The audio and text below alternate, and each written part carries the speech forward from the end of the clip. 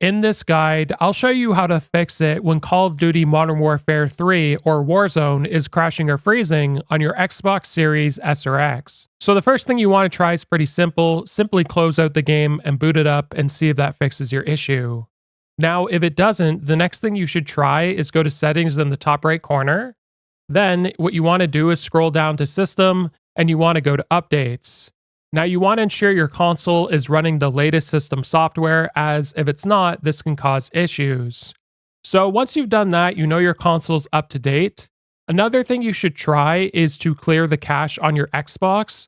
Now to do this, all you need to simply do is press and hold the X button on your controller, turn off your console fully, and you want to unplug it for 2 minutes before plugging it back in and booting up the game and see if it works. Now, if that doesn't work either, ensure your Xbox console is in a cool, well-ventilated place, as overheating can cause crashing of games. Now, if that doesn't work either, the next thing we're going to do is go to Settings in the top right corner. Then you want to scroll over to Network Settings. And once you're in Network Settings, scroll down and we're going to go to Advanced Settings. And once you're here, we're going to go to Alternate MAC Address. And then you want to select Clear. Now, this is going to restart your console, so go ahead and restart it.